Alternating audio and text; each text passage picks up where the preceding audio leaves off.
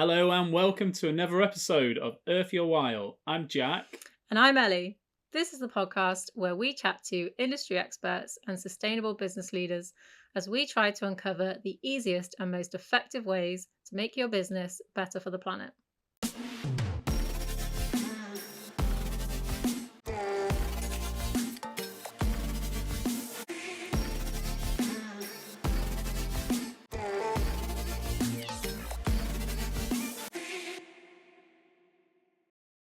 Today we're joined with Adam, aka, this is my research bit, aka Mr. Junk Food Chef. He was the founder and visionary, that's what it says on your LinkedIn, of the multi-award winning global initiative, the Real Junk Food Project, and is now CEO of Surplus to Purpose. In 2014, you were voted one of 40 most influential men in the world by Ask Men, apparently. You did a TED Talk in 2015, and in 2017, The Telegraph voted you one of the 50 most influential people in food and drink. And according to Wikipedia, you may have fed 1 million people with surplus food. I'm not 1 even... million? No, that's what it says. The Real Junk Food Project. Under your Feed Bellies Not Bins manifesto. And you were honoured with an Unsung Hero Award by the Canal and River Trust in 2022. For your positive impact on the community. And now you're writing a book. Oh, and you're also a fellow of the Royal Society of Arts. I didn't know I had a Wikipedia page. Is that what you just said? Yeah, there's so much about you online. Yeah. I'll have to have a look at it, see what people say about me. I know, crazy. So yeah, big intro. Yeah, thanks for Welcome. coming on the podcast. What isn't it? It's actually 19 million people, not 1 million, but I'll take 1 million. I don't mind. 19 million people. Wow. 8,000 tons is about 19.5 million meals. Yeah, something like that. Yeah. Nice. We need to get that updated then, that Wikipedia page. Yeah, Wikipedia needs updated. I might have to go on and update it. Oh, yeah. And I was one of the 40 most influential men in the world, and it's still there. You can just log on to the link and Ask Men. If you go to Ask Men, Great Men Give or something it's called. It's like Leonardo DiCaprio, Bill Gates, and then right at the bottom there's just this like random picture of me, and it's just stayed there ever since. So it just says like 7 years next to it or something after. It just keeps adding on every year. I don't know why they made it. I mean, it's just really cringy, but yeah, I use it sometimes depending on what setting I'm in. So it applies, I guess, in some way, shape, or form. Yeah. Wow. But I got all these things like 6-7 years ago. I don't seem to get anything now. So maybe I was great then. I'm not so great anymore. I don't know. Cool. Well, epic intro. So, possibly the most award-clad person we've had on here by the sounds of it. Yeah, definitely.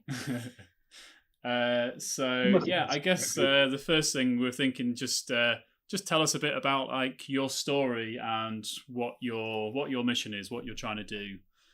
Yeah, so I'm born and bred in Leeds. I'm 37 now, so I've been here most of my life, but I've travelled around the world as well. I had a very dysfunctional life in Leeds, so I ended up in care, addicted to drugs and alcohol, homeless. I was sectioned as a kid, abused, everything happened to me. And then after a really serious suicide attempt where I was pronounced dead at the scene around 10 years ago, I obviously didn't die, but I was pronounced dead by the police that found me. I went to Australia, and that's where I came up with the idea of creating what was known as the Real Junk Food Project, which is an organisation that basically was trying to highlight the environmental issues of surplus food rather than the social issues, which is something I passionately speak against. I don't believe the two should be entangled together. So yeah, ever since around about 9-10 years ago now, I've just been on this mission to basically highlight the absurdity and the abhorrent amount of waste that's in the system, the amount of edible food that exists that is destroyed unnecessarily, and just try to do good things with it as much as I can. Cool. In a nutshell. Yeah, because I think so according to the World Food Programme, they're saying that a third of all food produced each year is lost or wasted. And if food waste through a country, it would be the third biggest source of greenhouse gas emissions. When you hear like stats like that, does that make it all seem a bit overwhelming for what you do? Or does that kind of spur you on a bit more?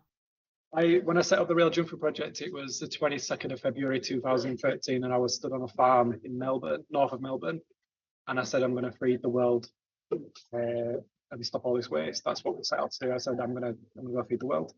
I haven't fed the world. I've fed a lot of people, but I haven't fed the world. But it wasn't that I was going to stand there with a massive pot of stew and go, and these people just line up who need it, and I'm going to feed you all. It was more about how could I empower people to and educate them around some of the problems and try to create systematic changes. That's what it was about. So I was aware of the scale of the problem, and the stats that you've read out there, Ellie, they're not even a conservative guess. You know, they have no idea how much food's wasted. Yeah. It's not measured anywhere in the world. You know, supermarkets don't have to reveal their waste. It's not compulsory. I deal with a lot of waste that is hidden. So manufacturing and catering products, like you can see behind me, you know, I've got drinks that have come out of the system that have not been classed as waste, but have been classed as not sold. So if something cannot be sold and is wasted, it can be written off. However, I can pay like 1 penny for these pallets, and then it goes through as a transaction, so it doesn't go as waste, even though it would have been wasted. So, and those relationships are happening all over the world with millions of people involved in transitioning all this food from different locations and trying to get rid of it. And then it gets to a point where somebody can't get rid of it anymore, so they can't sell it at car boots or in marketplaces or online. And eventually it comes to me, and then I find weird and wonderful ways of getting rid of it. So there's a lot more food than the World Food Programme and WRAP and all these other organisations are aware of. They do focus on household waste, which really annoys me, because I feel like the responsibility is then shifted away from the industries and more focused on individuals, when really it's not our fault. You know, we get strawberries 365 days a year, but we didn't ask for strawberries 365 days a year. You know, the supermarkets are just supplying them, and then we purchase them, but then it's our fault purchasing them. There's not a lot of manipulation in the industries that cause people to shop a certain way. So to put the emphasis on us as consumers, I find really hard and difficult. But yeah, when it comes to those figures and stats, like, I'm more than aware of what's happening. I'm also more than aware of what the reality of the situation is and how bad it really is. And for me, that's the thing I want to get across to people, is just how bad, how serious, how big this problem actually is, and just how much impact it can have on us as a planet, because we've got to start thinking globally and stop thinking small scale, because things are getting much worse, much quicker. I know we're all trying to do our very small bits, but this is going to take a mammoth effort to try and deal with some of the global issues now that we're all facing. And it affects us all, and food is pivotal to all of that, you know, in terms of how much we produce, where it goes, and then what we do with it at the end of the result in terms of waste management. It's all affected by our environments. And yeah, so the stats for me are, yeah, they're big and they're scary and it's wrong, but it's nowhere near the reality of what's actually happening. And that's something that I feel like we need to be brave about. I think we're not brave enough to talk about it, or we're not brave enough to talk about who's involved in that issue. And I think people need to be much more braver, because I think then we can maybe start tackling some of these issues rather than just pushing them to one side and thinking they're going to go away. Have things changed much since you started with this food waste problem with the industry? I mean, when I first started, there was only me doing like surplus food. I was in a cafe cooking it for people, and like I had like 20 people a week visiting the cafe. And now there's millions of cafes across the world, and a lot of them have been inspired by the work that we did, and we helped create a lot of them, and a lot of them saw what we were doing and went off and did it. And then we opened a supermarket 3 years later in 2016, and then loads of people started opening supermarkets and food pantries. And I think we just kind of inspired people to accept that this is food that wouldn't have been sold, and yet it's edible. Because I think the perception before was food waste was a big pile of rotten fruit in a field, and it's not. It's perfectly good food, as you can see behind me, and drinks and products which can't be sold. So I think our behaviour around food has changed, and especially surplus food. It's much more accessible now than ever before. and more people are susceptible to consuming these products and just seeing it as food rather than waste food or surplus food. So that's changed massively, especially in the last 10 years. The accessibility, like I said, it's really easy now to get hold of access to surplus food. So if you wanted to go to your local supermarket and start a food project, if you wanted to create a food bank, if you wanted to set up some kind of soup kitchen, the access to that food is greater than ever before, not just from the supply chain, but also from the third sector. So I support projects that are doing things around food as well. So people come to me, but then we also go to like the retailers to try and get food from them. So that's changed. That's usually changing. A lot of that is down to the bravery of us on the team at the time in 2012, 2013 of going out there and saying this is wrong, somebody needs to do something about it. Now all the retail industry and wholesale industry has created processes and apps now that you can access, like Too Good To Go, FairShare, Kaboodle, Co-op. There's loads of them now where you can access food pretty easy. You can buy surplus food at the end of the day. So a lot of that has been inspired by the fact that we proved that people and processes can do this safely, and it gave the confidence to the industry that they could also do it as well, which is something that I always championed. Staff canteens shouldn't be made up of food that the retailers have bought, and it should be made up of surplus food or stuff that they were throwing away instead of donating it to a charity, and then their staff having to use that charity.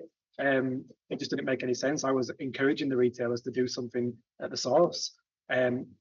And also the language around it has changed. So when I first started, we'd turn up somewhere and people would apologize to me for not having waste.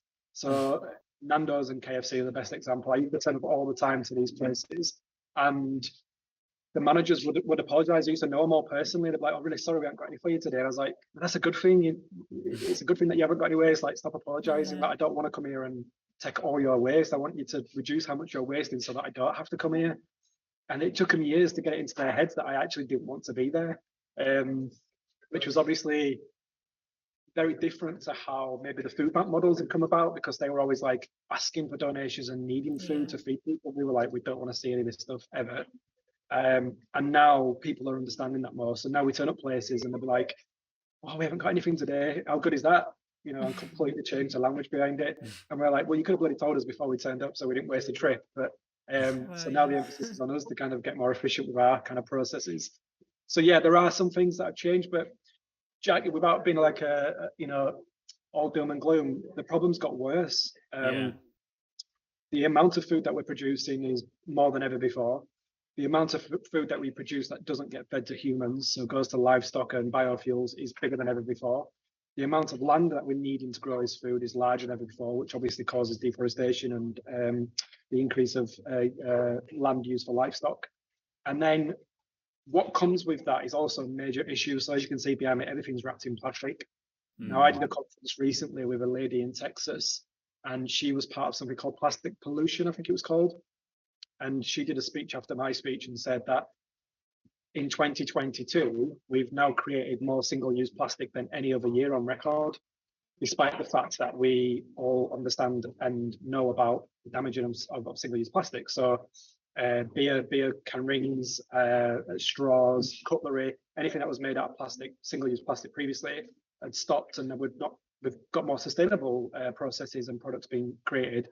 But single-use plastic as a product is now being created on a larger scale than ever before. And it's because we're having to ship more food around than ever before, products around than ever before. And so that creates huge environmental problems as well. And then obviously the amount of food that's being accessed is less than ever before in a very strange way, because we've got such a fast growing population that the percentage of people that get access to food is getting less and less, despite the fact that more and more people are getting access to it. So if you think of things like third world countries, war-torn countries, Asia, Africa, that kind of places, there's a lot more in terms of wealth, so a lot more accessibility of food at the top level, but a lot less at the bottom level where there's a larger volume of people, and that's the disparity, and that's where the issues are as well. So there's just huge, massive problems with production, overproduction, transport, logistics, and then waste management. And then in the middle of all of that is a few people trying to get access to a few bits of food. And so you can see all the positive things that are happening around the world, especially when it comes to recycle and reuse, and obviously amazing people like yourselves who try their best to try and do things which are making people think differently, and putting a lot of effort into stopping people from doing things a certain way that they've always done before, to try to get them conscious of their impact, but also to come up with processes which are more efficient and sustainable. I get that. But alongside that, there is an industry of people still continuing in the old ways on a bigger scale than we've ever seen. And it's those people we need to get to as quickly as possible, to get them to understand that they just can't keep doing this. You can't keep cutting trees down and raising animals, putting them in plastic, shipping them across the world, and then putting them into landfill. It's not even that we're eating this animal protein, we're just raising it, killing it, and not eating it. That's the problem. So the bit that we actually do eat, I think those are the figures that you're referring to, Ellie. So the World Food Programme says that 30% of all the food that we actually create is eaten, but it's the food that is accessible, not the food that we grow for livestock feed or for biofuels, or the food that is wasted, which doesn't even make it out of the system onto our plates or into the shops. So that figure that you're talking about is still a tiny percentage of what's actually grown and available out there. And it sounds like it's all doom and gloom, and it kind of is, because we're on a very kind of short thread here when it comes to how long we've got before things start to become irreversible. And if you watch Frozen Planet 2, you know, the last episode of David Attenborough, and watch some of the things that are happening, you're kind of going, have we really got as much time as what they're telling us? Because it's quite harrowing. How long do we have? What is the well, it's the percent. It depends on what you're referring to. So if you're talking about global temperature rises, you know, they're saying 1.5 degrees is the point of where we might not be able to start growing certain crops, or where sea level rises are going to start increasing, etc. And then there's a 3-degree one, and there's a further degree one, and they're saying like 25 to 50 years to reach those. But if you listen to what they said on Frozen Planet 2, you know, they were talking about some of the ice shelves melting within 1,000 years, and now they're saying it could melt in 100 years. And one of the ice shelves in the Greenland area they were talking about it would raise sea levels by 7 meters if it all melted within the next 100 years.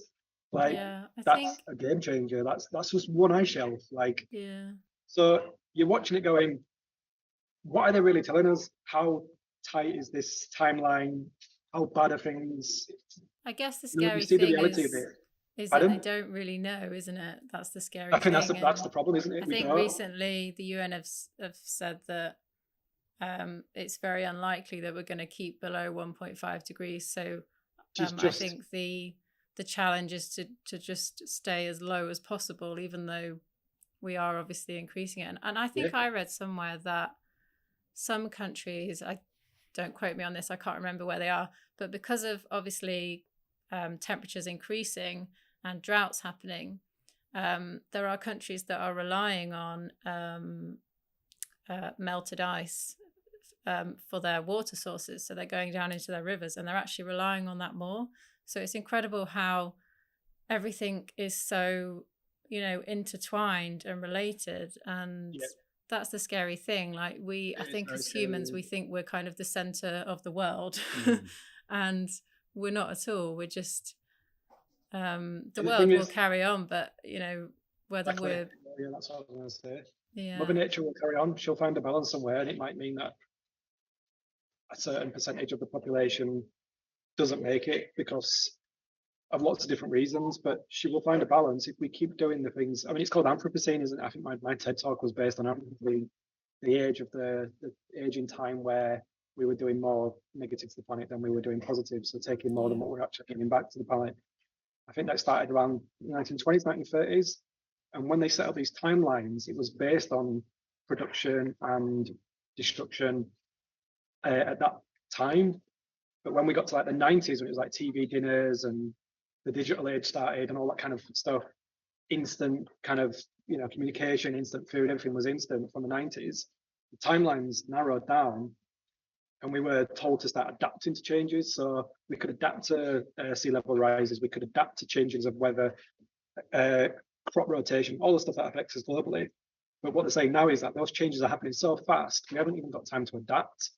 And you can argue with people all you want about climate change, and there's climate change deniers, and there's people that obviously preach about it, and I understand, but you just have to look outside your window. And this year, look at all the things that happened to us. They're talking like Doncaster might disappear because of flooding in the middle of the UK. It's absolutely bonkers. And then you saw rising temperature levels and record heat. in this country, which affected trees and insects, and everything that went on in this country was affected. Birds, fish, everything was affected by it. And it happened really quickly. And it's like November now, and it's like warm outside, and it's, Yeah, you it's know, been, I think it was it's 21 degrees in London the other day, and we are filming this at the start of November, so we haven't got time to that's adapt. yeah. And when we talk about sustainability and we talk about climate change, I get really frustrated with people that try to come up with innovation and new things to try and tackle it. Whereas I believe we should be doing less, like less traveling in cars, less purchasing, less, globalization of logistics and supply chain, a lot less of that stuff.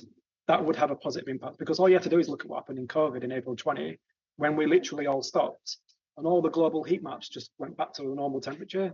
There were places in China which were like over the record levels of like smog and air pollution and heat temperature on the maps. And it just went back down to a normal level within like 2 weeks. That's all it took. So why can't we just have like a bit of a reset now and again? Or why can't we just stop for a little bit and just have a pause and all go out for a walk in the park like we did when it was COVID? And do that and do less of stuff, rather than thinking that we've got to keep creating and making more of stuff to try and offset all the stuff that we're doing that we're damaging the planet with. It doesn't make any sense. It's you can't counteract climate change with capitalism, because you need infinite growth and infinite production, and that's not gonna solve the problems that we have. And everything is affected by food. Everything, in some way, shape, or form, it's affected by how we grow food, how we transport food, and how we actually access it, and then what we do with it at the end. This entire world is set up to deal with that. And we need to eat to live, obviously, so everybody needs to eat to live. So we're all surrounded by it. And for some reason, we have this incredibly stupid system that doesn't work. And nobody is brave enough to go, we need to do things a bit different, or at least stop doing it that way, and let's look at a different way. They just want to carry on the same way, but try and do it in a sustainable way, or create different types of packaging, or, grow food a bit differently, like in vertical gardens in Holland, for example. It's like, but you're still creating more food than we can consume, and shipping it across the world the same way as you're doing with the other foods. So it's, I think there's a great opportunity in the waste industry. Obviously that's what we do with kind of packaging. But I guess you're doing that in a similar way with food. I mean, it's not food, it's not waste, and it shouldn't be, but people are obviously treating it like waste. And I think we have a global waste crisis, and you're doing something about the food waste crisis, which is incredible. I mean, can you talk us through what you actually do? Because I feel like we haven't really covered that. I think you've already seen it, you guys.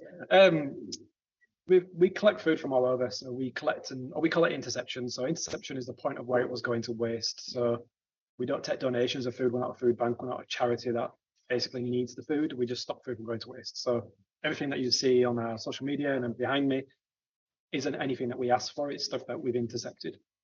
Food then comes in, volunteers, amazing volunteers that collect it, or we get deliveries in big lorries. And then we process all that food. So we weigh it all, record it all, and then we quality control it, and then we stock take it. So behind me is some stock that's being stock taked, and that's going to the refugee community kitchen in Calais today. I think that's going.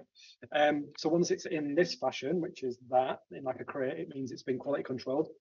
And then that's the point where we make a decision on what to do with it. So we run a surplus supermarket where people can buy one of those boxes for £10, and you can fill it up with as much food as you want. We also do half boxes at £5, and then we do like zero waste sections where you can bring your own container in and we'll fill it up for you, and you can whack it in your box. The bigger sacks of stuff, all this stuff that's like too big to go in those boxes, we'll decant it and put it in our zero waste, or we'll pass it on to other charities. And we also do outside catering. So I've done 11 surplus weddings this year across the UK. Yeah, I love that. I love that you're something that is actually traditionally quite wasteful and a very expensive thing. You're actually bringing surplus food into it. I think that's really cool. Yeah, so, and it's the education part for me, because the demographic of people that go to weddings wouldn't necessarily need to use food banks, or potentially wouldn't ever associate themselves with projects like ours for lots of different reasons. And they may only come across us through like volunteering days at workplaces where they've kind of been asked to come and volunteer somewhere. Whereas I was trying to get across to them that, I mean, most of the weddings that I've done this year, I've done a speech at the end of the meal. and told them all they've all eaten surplus food to kind of shock them all, because if I told them beforehand, they'd all be like preconceptions. Yeah. So I tell them afterwards, and then I go, yeah, all that chicken that you just had all came from Nando's, or all that fruit and vegetable came from the local wholesalers, and it was all getting wasted. And I explain to them all why it exists on their plate. I think the biggest shock is like the variety and the quality of the food that they cook. So a lot of the sacks behind me are made up of, like, one of those is just crushed chilies. I've got one that's just oregano. I've got extra virgin olive oil in them tubs behind me. I've got apple cider vinegar. And when they see these type of ingredients on the menu, or they've eaten them, they're kind of like thinking back and going, how on earth did he manage to get fish on the menu? Or how did he manage to get, walnuts in my salad? And they're going, how was that going in the bin? And then they start to think, going, Yeah. this isn't right. What on earth? And then I can start to educate them and empower them to go, you're part of this problem. How you choose to buy food and the impact of that has a big issue on what we receive, but also on the planet as well, not just locally, but globally. And that's when I think I can deliver my message more kind of efficiently to them. Whereas people that come here to use the supermarket either know about us and want to support us, or they may potentially need to use us. And obviously there's no stigma attached, anybody can come. But we have had a few people that come in and will just say, look, I'm really sorry, I can't afford to do this, but can you help me out? And obviously we always would, we'd never turn anybody away. But then we get a lot of like left-wing environmentalists, people who we're preaching to the converted. We don't need to tell them about food waste or environmental issues. They know what they're doing, they know why they're here. So it's the demographics that wouldn't necessarily associate with projects like ours and yours, or understand why we're doing it. Catering for me is the greatest way of getting across to them, feeding them, and then saying to them, you do realize you're just eating food that would have gone in the bin. And probably part of your world contributes to this. So it might be how you align politically. It might be about how you purchase products. It might be what you do as a business for work. Contribute to the reasons why I've just been able to give you this food on this plate. Yeah. And that's when the shock value comes into it, and that's when we can start potentially inspiring people to think differently. I guess one thing what people are encouraged to do from an environmental perspective is eat less meat and dairy. How do you feel about vegetarianism or veganism? Because I guess what you're working with, the food is there, isn't it? So I guess it's got to be used. Do you think people should still cut down on meat or dairy, or absolutely, without a doubt, fundamentally yes, everyone should eat less. It depends on what angle you're coming from, Ellie. So I'm plant-based, and I don't purchase any food that isn't vegan. However, there is a term called freeganism, where people would put their personal beliefs to one side for the bigger picture. So I know people who are vegetarian and vegan that would eat meat or fish if it was going to waste. Because they didn't contribute to that kind of capitalist model to encourage it more. And by doing so, that transfer of energy is more productive by consuming it than it is to waste it. Yeah, because it just seems insane, doesn't it, to throw it away rather than be like, I can't eat meat, put it in the bin. Yeah, exactly. You kind of, it's kind of counterproductive to what you're trying to achieve. If you look at it from a black and white perspective, that animal is already dead. It's already in a piece of plastic. It's already been sold and potentially being wasted. There's nothing you can do about it. So, a lot of people I know that are freegans or bin divers, and people that kind of do a lot of the freegan. It's not just food; they do it with furniture and anything that's getting thrown away. I know people that have completely decorated their houses out of stuff that's getting thrown away. It's about the bigger picture, and there's only few and far between people like that. But when it comes to waste, the biggest problem we've got is that no matter what you create as a product, whether you create the most sustainable product out of unicorns' eyelashes, it could be anything. You still have to put your product into that system. So animal protein gets dealt with exactly the same way as plant-based protein. It's not like they have a special process of dealing with sustainable, ethical, vegan products than they do with the animal products. It's all just gets treated the same. So if it goes past best before, it's discarded. If it's got an issue with the packaging, it's discarded. If there's too much of it, it gets discarded. So we've got mountains and mountains of plant-based products here, from plant-based milks to all sorts of like gluten-free and vegan products, dry products that are specifically plant-based, specifically aimed at a market that are kind of left, kind of environmental or flexible diets as well. Those people that are quite trying to transition away from animal protein. And they're sat here next to all the Nando's and KFC chicken and all the high sugar drinks and all the bread products, because they're all part of the same system.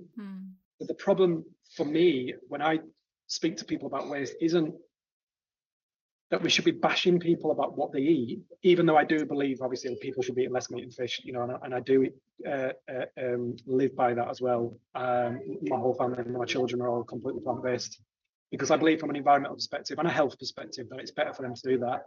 And I'm also a chef, so I can make sure that they get all the nutrition and stuff into their diets if they were to lose out from not eating the animal protein. But the problem is that if we focused on what was being wasted as a whole, whether it was plant-based or animal protein, then it would have a bigger impact than telling people to eat less meat. Because telling people to eat less meat does two things. One, it polarizes people. And secondly, there's a lot of people that don't know what to do instead. Where to get the vitamins and nutrition from, because they're eating less meat, etc., eggs, dairy. So it creates educational issues and it creates massive polarization, because you get the right-wing extremists who are pro-meat versus the left-wing extremists who are gluing themselves to buildings and cars and letting tires down. And it just creates a huge polarization. There's like people like us in the middle trying to just live our lives normally and then dealing with this problem. And so when people come here, especially if people coming on tours or coming to visit us or from kind of corporate worlds where we're doing volunteering, I try to get them to think really, really differently about their impact.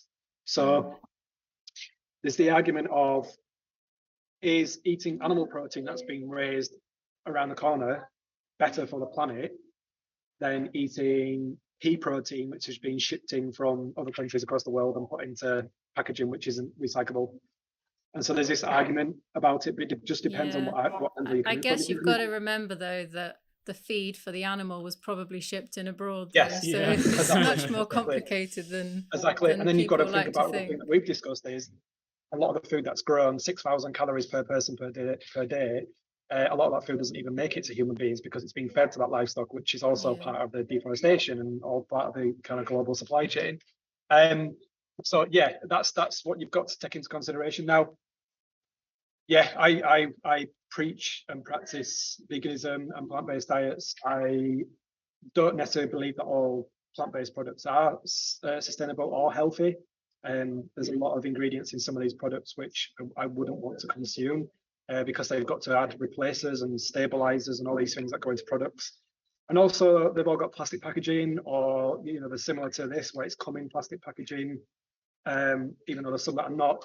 And then you've got the waste element of it as well that I deal with. So I obviously eat a plant-based diet, but a lot of my plant-based foods come from waste.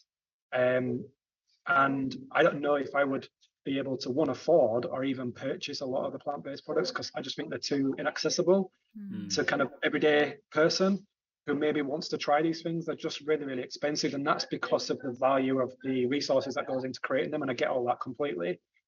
So you can't just tell people to go vegan or to eat less meat, because unfortunately we live in a world where it costs 99p to get a burger, or you're telling somebody to go buy some tofu for £4 or £5 a pack. You know, it's not realistic, even though I champion it and think that we should be doing that more of. There's a lot in terms of grassroots education that needs to go into teaching people about eating plant-based foods, but then you've got to think about the accessibility to them as well. So it's really complex, and it's just not a simple answer of saying we should all eat less meat. Because yes, we should all be eating less meat and killing less animals and less deforestation. But a global society of 6-7 billion people, you can't realistically tell them to do that. And another big problem is what I was kind of related to it earlier, is that the accessibility to animal protein in some of the poorer and war-torn countries is greater than ever before. So parts of Asia and Africa, I know places like in Nigeria and Gambia, where especially those that have money are getting more and more access to animal protein than ever before. And it's seen as like a luxury thing that those that have kind of, you grow up to eat meat because you don't eat it as a child. You get more plant-based foods as a child. And if you get older, in some places where I've been, and some people that I speak to, like Senegal and Gambia and Ghana, they say that the older you get, the better your job, the more you can afford to eat meat. And that's what people kind of like try to aspire to. So the accessibility to it is greater than before, whereas maybe, I don't know, even like 20, 25 years ago, that wouldn't have been there. That supply chain to get access to that product wouldn't have been there, whereas it is now more than ever before. Whereas their staple diets were much more plant-based and much more healthier and better for the planet. So there's this kind of irony now where a lot of the kind of developing countries are getting access to more unsustainable foods because it's seen as something that should be happening within the kind of the status, which is also going to really damage, the planet much more, because we should be eating more diets similar to what they were eating in kind of Western countries, and we're not. So it's really, really hard, Ella, because it's the food system is so complex. Yeah. Even though it's just a simple thing of growing food, putting it on a plate and feeding it to somebody, the entire supply chain has made it so complex. Yeah. And it's so difficult to come up with solutions that will tackle a lot of the problems. I think it's just so broken, isn't it? Everything's so broken and backwards. It works very well for those that benefit from it. So yeah. A lot of people and companies make a lot of profit from food despite having waste. I mean, imagine if I said to you as a business, 10% every year of everything that you do is going to be wasted. As a business and as individuals. I don't know how many people or businesses on the planet can afford to do that. Yet retailers can afford to write off 10% every year and still make obscene profits. So the system works well in that sense, but it doesn't work well from an environmental perspective. It certainly doesn't work well from a social perspective, because how on earth have we got people going without food, and the rise of food banks in a world where we have more supermarkets than ever before? It doesn't make any sense. It's not that it works well, it works as a paradox. I think the food system is a paradox. We have access to food banks, overproduction, hunger, malnutrition, and obesity. Like in Leeds, on each other's doorstep, or in Manchester, or like everywhere you go in the country now, I meet somebody go, "Oh, we've got the worst cases of poverty." It's like, you haven't, because I've literally just been around down the road and they said they've got the worst cases, like right next door to a supermarket. So it's a paradox, and because it's a paradox, you can't solve it, because it's constantly kind of like working against itself, but then working for those that benefit from it. And that's the problem with the food system. Yeah, I guess because obviously recently with the cost of living crisis, these things have definitely got a lot worse. We're hearing more about on the news, families not being able to buy enough food. You mentioned that obviously some people can go to you and they can just pay as they feel. They don't have to necessarily pay for it. I mean, how do you feel about things like school children? Do you think they should get free school meals and things like that? Yeah, of course. I mean, giving children free school meals, though, seems to be kind of sticky plaster approach to dealing with some kind of fundamental root causes. So why not teach children how to cook and grow food with children, and show them, so that when they go home they can grow food and cook for themselves and cook for their families, bring back this whole kind of food education, rather than just giving children free school meals because the parents who are not being paid a living wage can't afford to pay for school meals. Like we budget, it's like 60 something pence for children, and yet we budget over £1 for prisoners. So politically, we've made a decision to feed prisoners better and more than we do our own children. So feeding children free school meals is great, but it's a headline in a newspaper. That's what they want. Whereas the fundamental root causes are, why don't we educate people about food? Why don't we tell them where it comes from, what goes in our bodies, the impact of their purchases, the types of food they should be eating more of, encourage them about nutrition, encourage them about sustainability, seasonality. We don't teach them that. We just give them a plate of food and for free and think that's going to solve the problems. So even though I do champion it, because unfortunately we live in a world where children are going hungry or having one meal a day, some children don't even have a meal a day, they're snacking, then yes, absolutely, children should not be having to pay for food, especially when so much of it goes to waste, especially when so much fruit and veg goes to waste. But if we're going to solve the problem, then we need to bring back food technology in schools, in primary schools. We need to bring back the kind of post-war, post-Second World War generation of dig for victory and grow your own and making jams and, not having dates on food. We need to bring that generation to this kind of the new generation, the digital generation, bridge the two together and show people exactly what it is that is happening with food. Because unfortunately now we have people that are sat at home on a phone and they can press a button and food arrives at their door, whether it's from a supermarket or from a takeaway, and they have no relationship at all with what is happening. And they're probably spending a lot more money than they realise, because they could go down and buy a tin of chickpeas and a tin of tomatoes and some vegetables and make a meal for a family of four for like, a couple of quid. But that's the reality of the situation, is that we're so far removed from food that it's easy to manipulate people into thinking that this is the best option, and it's very dangerous. And it's very dangerous in a world when we're talking about ice caps melting and rising sea levels and rising temperatures, and the way that animals are behaving around the world as well. I do a lot of work on I work with a lot of people who are doing a lot of research on this, around the way that whales and sharks are migrating and where they're feeding and where they're giving birth, around fish coming from the sky and reptiles and lizards and how they're behaving, and lack of insects. I live in Scarborough, drive up and down the A64 in the summer, and your windscreen is completely covered in insects. In the last couple of years, we've had nothing. Literally clean winds, and it sounds silly, but it's having huge fundamental issues with our kind of environment. And when a person can sit there on a phone and press a button and order food and have no relationship to their food, or understand that the farmers in the field are spraying their crops with so much crap that the insects can't even survive there anymore, and this is what's going on your food, which then goes into a takeaway or goes into a retailer, and that's what you're buying. They have no understanding of that relationship. And I just feel like it's a very dangerous world that we can end up living in if we continue down this route. And I don't see us turning back. And I deal with people on a global level, and I just haven't seen any evidence of anybody going, we're going to do less of something, or we're going to turn back on something, or educate, or we're going to show people a different way. I just see pockets of individuals and people who are frustrated that not enough is being done and trying to do something themselves, and a lack of joined up effort in dealing with things on a bigger scale. And like I keep saying, food is pivotal to a lot of that. And it starts right at grassroots education in my eyes. Yeah, I think you're right. I think if you can educate children as well, if we invest in that more, you're more likely to inspire people to try and challenge the system as well. I think, but they are the purchasers. They can decide to purchase a tin of chickpeas rather than a pizza, for 30 quid being delivered to you. But there's no education; they don't understand. So why would they choose anything different if they don't know? So it's not saying to people that you have to go out and change the planet. It's giving them education so they can make informed decisions around their impacts. And people are not making informed decisions at the moment. They're just being manipulated into thinking and acting a certain way.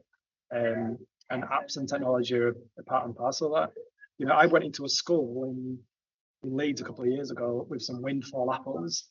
And I didn't think I had to explain to these kids what windfall apples is. But anyway, I did, and said, look, they're falling off a tree. We've gone and collected them, and we've put them in this crate, and you can eat them. They're absolutely fine, but they've just come off this tree. And this one kid who was 8 years old, he was called Callum. He turned around and said to me, I didn't know that apples came off trees. I thought they came out of plastic bags. He was 8. And for me, that epitomised everything that is going wrong in this world. Is that I think it shows a huge education system problem as well, because what are we teaching children in schools as well? But why don't they want children to know that apples come off trees? Or why don't they want people to know that it's safe to pick an apple off a tree and eat it? So last year, I think it was last year, we came over and we helped you with your community garden. Do you think community gardens are a way forward to kind of get people together and, start planting their own fruit and veg? And community gardens are great initiatives. I don't think there's enough of them. And, like we just talked about then about grassroots education and relationships to food, for me, that is the greatest form of activism, is growing your own food, and will have the greatest impact on our planet is to grow your own food. It's as simple as that.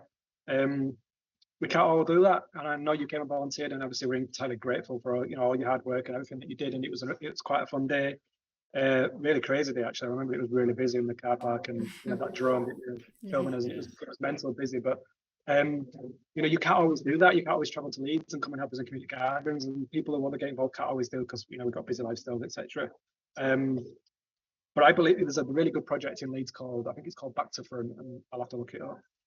But there's people who don't use their gardens, and this project uses their gardens to kind of, it's monoculture, which obviously is the most environmentally way of growing things. Permaculture would be more environmentally friendly, but basically grow one product in your garden and then they swap it with other people who are growing one product in their garden. So you might grow potatoes and then somebody down the road might grow beetroot, and then you would swap between you, and you'd have this like kind of unofficial kind of cooperative between you to kind of share and communicate with each other about the food that you've grown.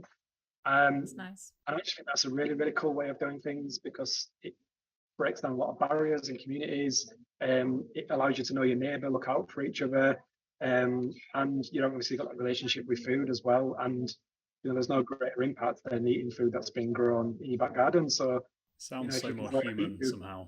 That kind of relationship. Yeah, there's more social benefits as well, I guess, isn't there? Absolutely, yeah.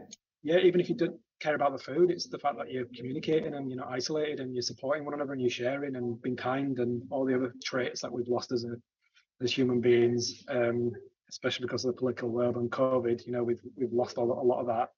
I just think that's a really beautiful way of reconnecting with people and reconnecting with food and having very, very little impact in order to have a big impact in lots of other ways. And so, I champion those things. I think they're all fantastic initiatives.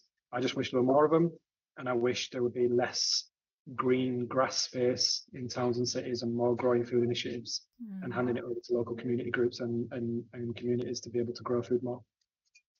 Yeah, definitely. I think they should also ban plastic grass as well because it's just horrible. It's the dumbest invention I've ever seen. Just disgusting. Really, it's like grass, and it's just, what are you doing, guys? Like, yeah. So you've done something amazing with your life so far, but we wanted to sort of maybe hear about kind of the challenges that you've had to overcome. Yeah, because I think that's the hardest thing. Is it's so hard for people to do what you're doing in our society. There's so many challenges. So we're keen to get your thoughts on what the challenges were, and also like what could we be doing differently to help other people do this. I guess I was diagnosed as neurodivergent like 2 years ago. I went through a lot of trauma therapy, and I guess a lot of people said to me, you'd have to be absolutely bonkers to do this. And I was always called mad as a kid or weird as a kid. I didn't know I was like autistic until like 2 years ago. And I feel like a lot of my neurodivergent traits and qualities that I have allowed me to do this stuff.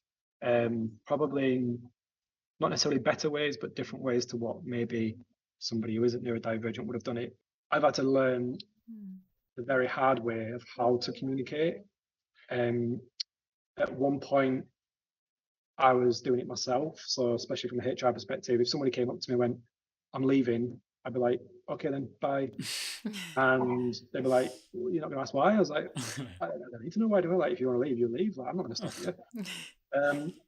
And then I hired people in HR to come and do the job for us, which you may have met when you came to the Real Jumping Project, Becky and Ian. And I literally met with them probably every other day just to discuss the things that I couldn't say or do, because that's not how you deal with people, especially in a business perspective, especially the fact that I was, in a position of leadership. And so I had to learn that way. And now I don't have anybody in HR in the surplus to purpose. I have support from my directors, but I've taken all the things that I've learned how not to do it and how to do it, and I've put them into surplus to purpose. And what I've learned, especially from a leadership position, is I'm not perfect at everything, and there are people better than me at doing these roles, and therefore I try to empower people who are better than me into those positions to support me, rather than feeling like I have to be in charge and micromanage.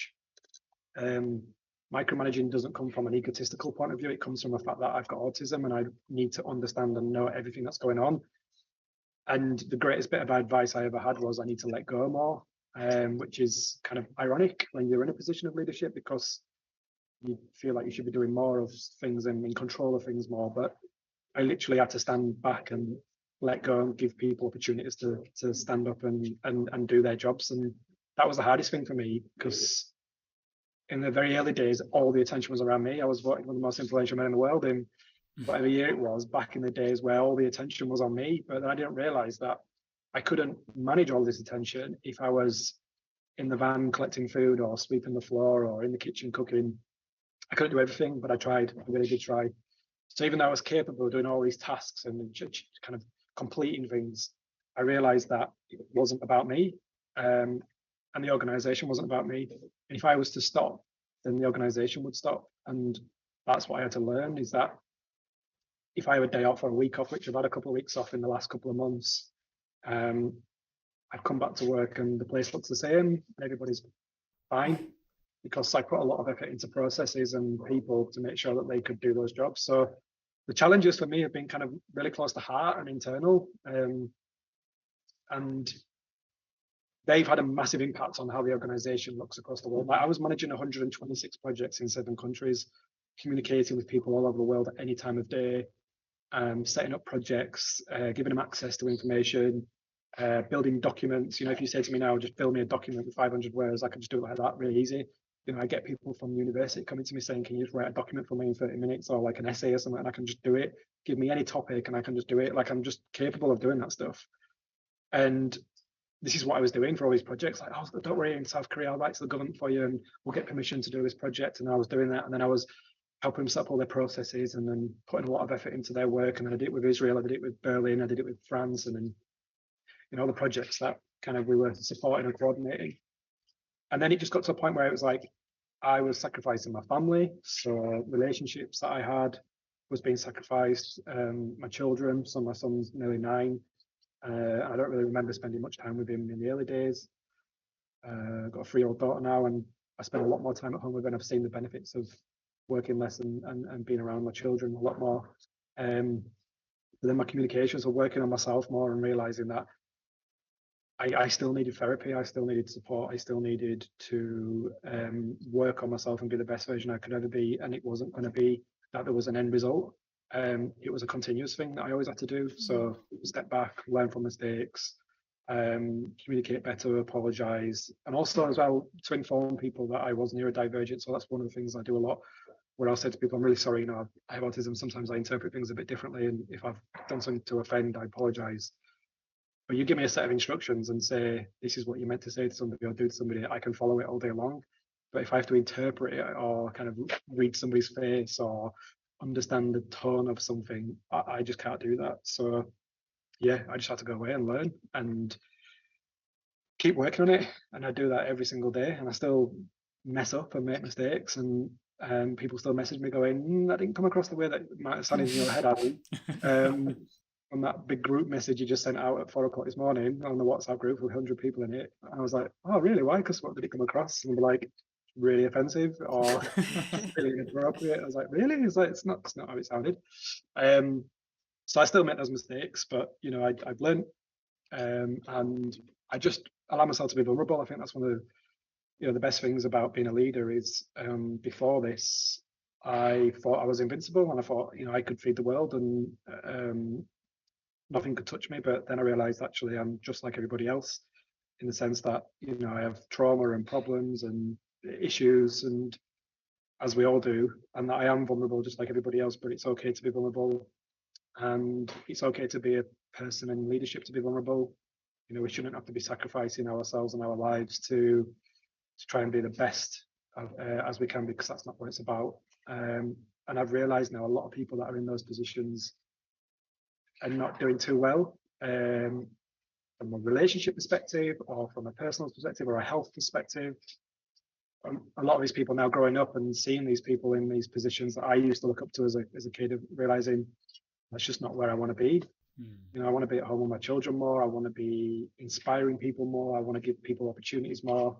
I don't want to be at the front taking all the credit and all the glory and sacrificing everything and time and quality time with people just to be a figurehead within society or within the public that really doesn't mean anything. The things that you read out earlier, Jack, I appreciate it, and I do, and I'm really grateful for a lot of it, but it doesn't really mean anything. It's quite fickle. Somebody could just create a headline now and say Adam's the most influential man in the world just now, and it'll be on an article, and that's it. People just somehow think it's, you know, the gospel and doesn't mean anything. So whereas before I used to really, really kind of latch onto those things, got this amazing, look at all this like stuff, this attention and TED Talks and filming with Jamie Oliver and being on CNN News, or I was being prosecuted by trading standards. I was on the BBC One show and I was just loving it. I was laughing it all up. But a lot of it was just my ego, really, just kind of saying it was about me.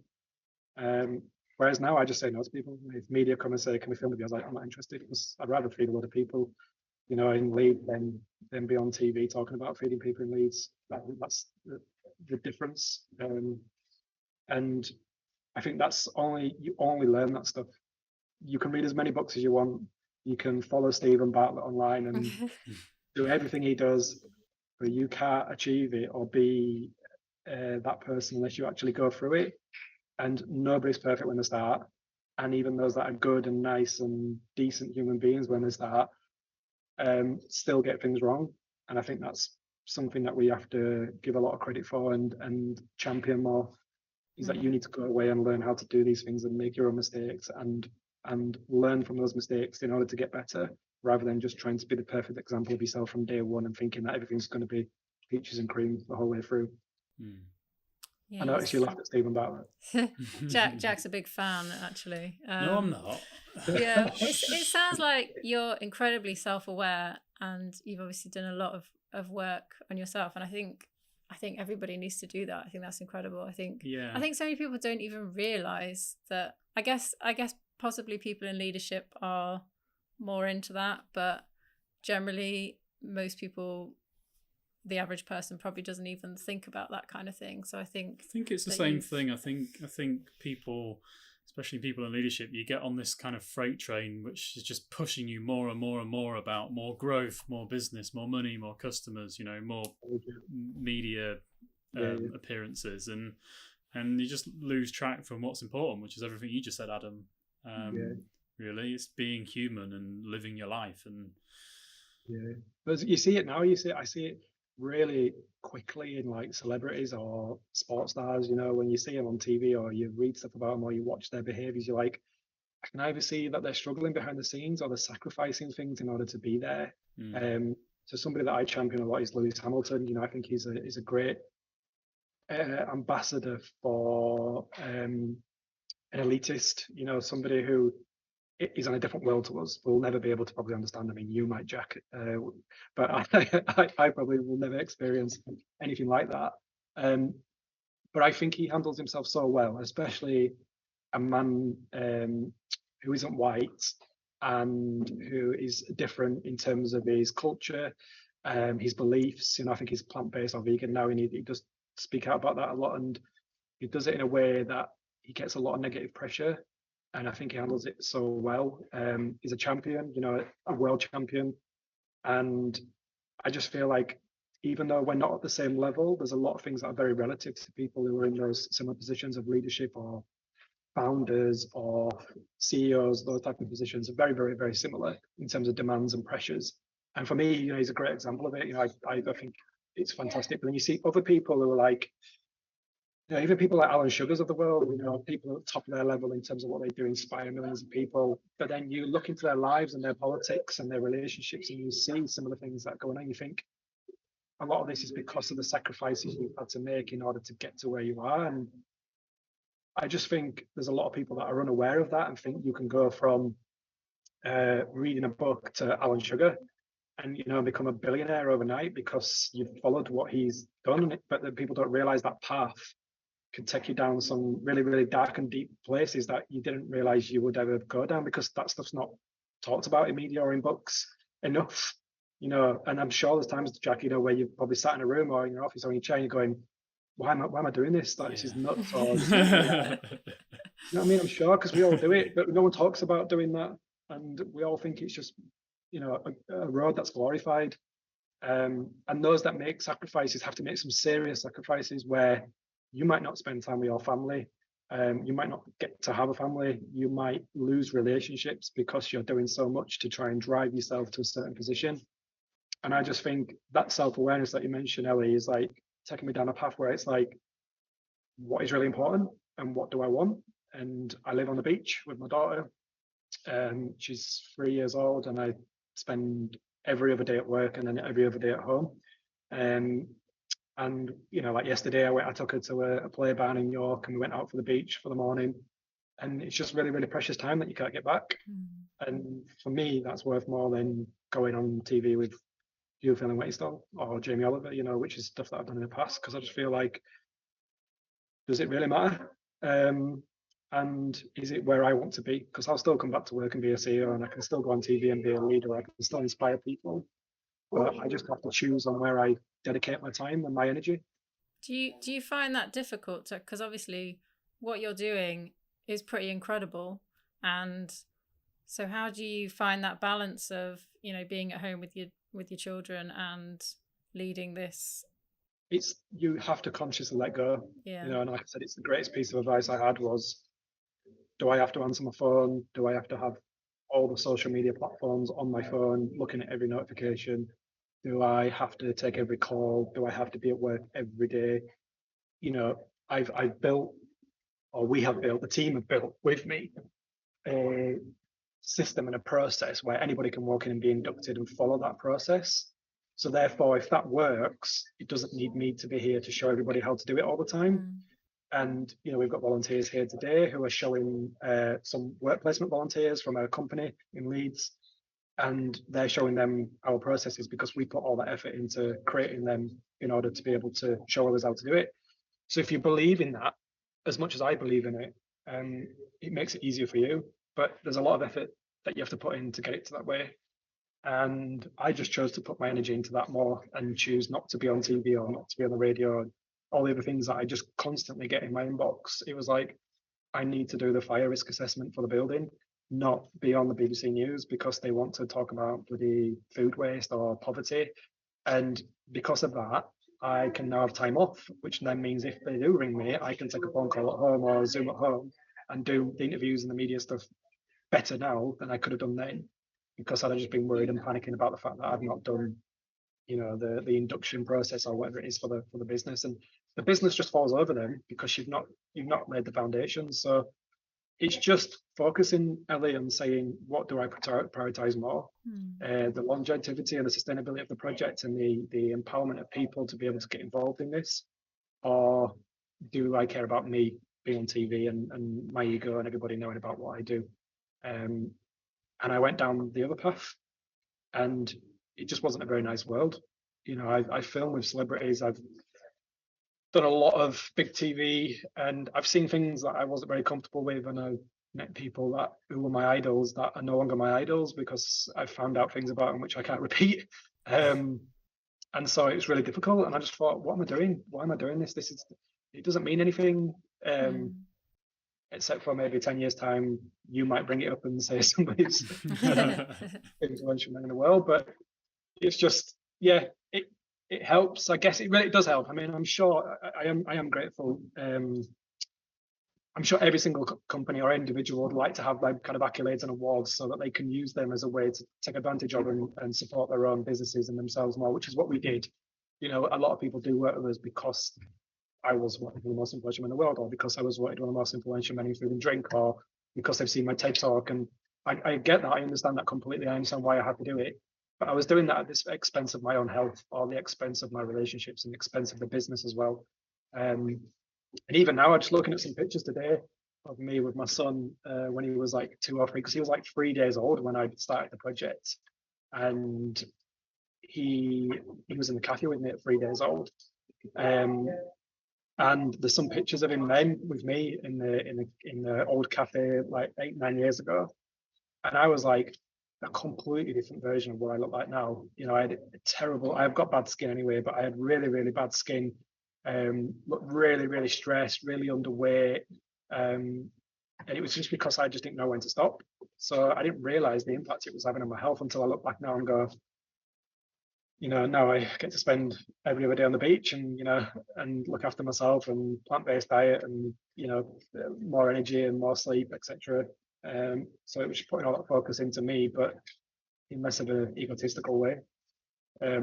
I don't know how to advise people when it comes to stuff like that, because I think everybody has to reach a point in their lives where they make that decision. You can't just say to someone like, Jack, change your life, change your ways now, because it's not going to work. you're just going to carry on, or you're just going to decide that's not what you're talking about, like it's got nothing to do with you. And I think you've got to reach that point yourself. So either you do burn out, or you do get to those negative points where you think something needs to change, or you do it transitionally over a period of time, where you start to focus on your health more and be at work less and put more effort into your diet, etc., and your relationships over a period of time. And that's what I decided to do. It's first and foremost, a couple of good people left me in the organization, and I turned around and said, this can't just be them, it must be me. They're saying similar things to what people were saying to me 4 or 5 years ago, so it must be me. And I just went into therapy straight away and said, look, I am in danger of losing everything here if I don't stop doing what I'm doing, and I don't really know what it is I'm doing, because I thought this success and all these accolades were good things and everybody would love me and be around me all the time and want to be around me, but it wasn't the case. So yeah, went to therapy, and then I started looking at kind of like, plant-based diets, and then I started focusing much more on the environment and seeing my own impact, and then just working on myself a lot more, which changed my relationships with people at work, which changed the direction of the organization, and helped lay some of those foundations to allow me to have more time off so that people could be part of the organization rather than just following Adam Smith. And I think that's the best bit of advice I could give any kind of creator or founder or innovator is, it isn't about you. It might be your idea, I get it, but it's not about you. And if you want this to be successful and not just fall over when you leave, then you need to let go. And that also means letting go of yourself a little bit as well. Wow. Great advice. Inspirational. Yeah, inspirational, powerful. Got it all written down. Final question then. So I guess we wanted to know sort of where do you think we're going to be in 10 years time? Or maybe like as a double-edged kind of blade, like where do you think we're going to be, and where do you want us to be? So if you'd have asked me that 10 years ago, I think I could have answered much easier than now. I know a lot of things that are happening across the planet. We've obviously touched on some of those things. Closer to home, we live in fear of being on the verge of nuclear war. There is serious issues right now around access to food, especially with the invasion of Ukraine, and what's happening with food around the world. And obviously that's having an impact on oil and gas and transport and logistics. And then you've got what's happening politically as well.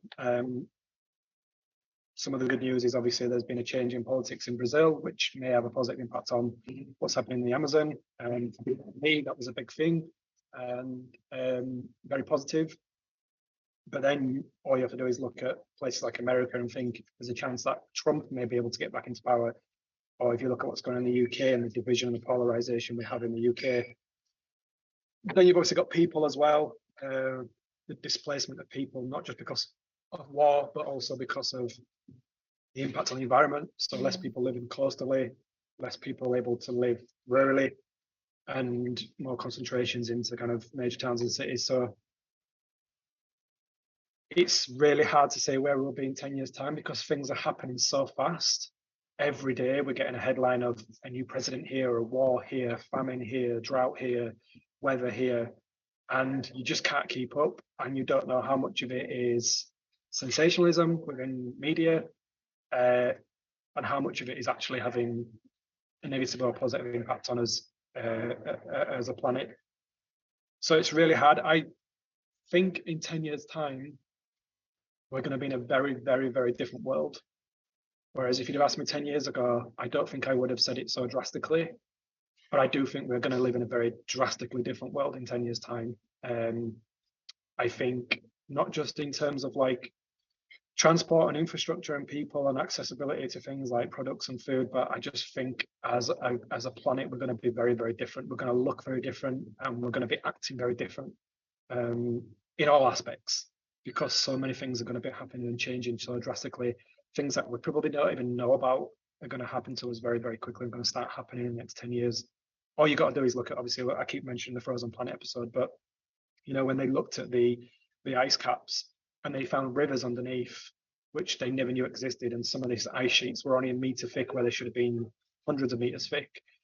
It's quite scary to think that we're just finding out now that this is happening when 10 years ago we predicted this won't be happening for another 100 to 1,000 years, and 10 years later it's happened at a rate we've never seen before or never even understood. So we're still discovering things, we're still finding things out. There may be positive things that happen, less deforestation in the Amazon is going to have a huge impact on us globally, but at what expense? What do we do instead, and how do we kind of revert back to some of the ways that we were? Can we go back? I don't know if we can go back. We can keep planting trees all we want, but is it really going to have that much of an impact in the time frame that we've got? Trees take 15 to 25 years to mature, and we've got to start thinking of what's going to happen tomorrow. Where I would like to be is there's a book called Ecotopia by Ernest Callenbach. It was written in 1970s. I'd like to be exactly where they are. San Francisco becomes independent of America and they go completely radical, kind of left-wing eco-radical, and it's fiction, but I'd like to be in that world. I'd like to live in a world where they double the workforce and half the working week. That'd be amazing. And we could all learn skills and crafts and go out and make bow and arrows and hunt, I don't know, or whatever, Hunger Games style. I don't know if we're ever going to get there, and I think it's all just completely ideological and utopian future that we're never going to reach. I'm struggling to find positive kind of channels out of some of the major things that are happening across the world when so much of it is happening at the same time. I guess we just talked about with like so much negativity, kind of, there's a lot of scary things happening, isn't there? And I think what I want to know is how is it that you can get out of bed? I think you said you got up at 3:30 in the morning or something. What gets you up in the morning? What like motivates you? Because it is terrifying, the things that are going on, and you're working in this industry where it seems almost insurmountable to be able to tackle this. So what motivates you, and what makes you think, what, I'm going to go out there and smash it today and do something good? It's quite easy for my children, really. I don't want to lay on my deathbed and say I didn't try. Yeah. I think that's one of, I know I've touched on a lot of the doom and gloom, and it does come across really negative what's going on, and it's hard to move away from it, but we need a lot more people to try. The efforts that the user box and the team there do, and the things that we do at Service to Purpose, but there's millions of projects around the world that are trying to do positive things in a world which is seemingly dark and difficult.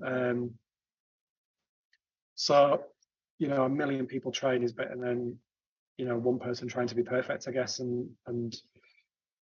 But I just wish that a lot of the negative stuff that is going on,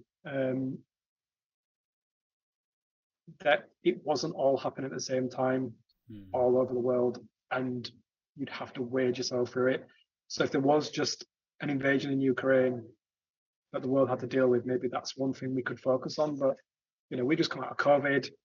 People are still dealing with that, and coming to terms with that. There's a lot of loss of life for that globally, reconnecting with people, etc. And then we've got obviously an invasion in Ukraine. We've got rise of food prices globally, deforestation, unnatural weathers. You just I just wish it just one day we'd wake up and we'd have a headline that was nice and positive, and we could just feel hope. But then, like you said, there's lots and lots of amazing people and organizations out there all trying to do something, slightly different, more sustainable, raising awareness, be more ethical. I just would like to live in a world, if it was my world in 10 years' time, where all those organizations were more connected and those people were more connected. Because I feel like you can make a decision now, which we've never been able to make ever in our history of the human race, where you can choose to be part of the problem or you can choose to be part of the solution, because we know the answers now. We know that reusing a box is better for the planet than buying a new box, or eating surplus food is better than going out and buying unsustainable, unseasonal food. We know these answers now, and the accessibility to these products and these services are much greater than ever before, and people can make that conscious decision now to be a part of that solution. And I just feel like if they were more connected and people could make the choice to be part of the solution, then those that are part of the problem can carry on being part of the problem, because you're not going to change their mind. You're not going to stop them from drilling oil. You're not going to stop them from eating meat. But the people that are choosing to be part of a world which is a solution could potentially be part of a more positive future. And I feel like that's the world I'd want to live in, where it's up to me, where I want to be putting my energy and allegiances. And I just feel like at the moment, if you choose to be positive, you're still part of the negative world. You're still part of the same systems and the same processes and the same destruction and negativity, despite trying to do good things. And I just feel like, it's hard to wade through all of that.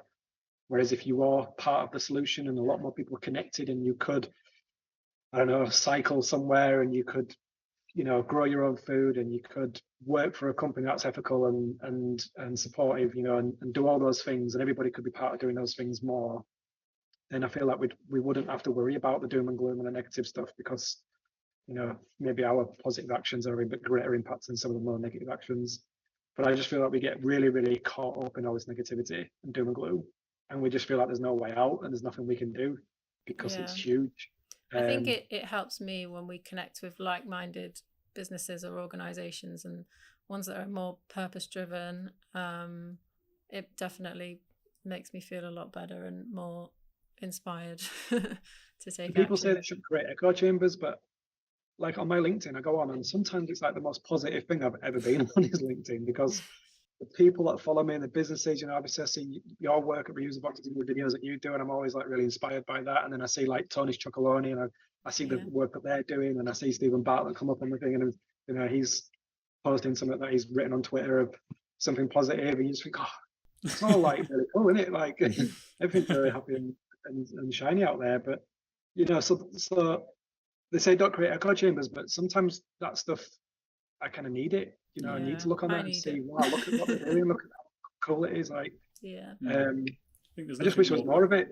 Yeah, I think there's nothing more powerful than a community of like-minded people. Yeah.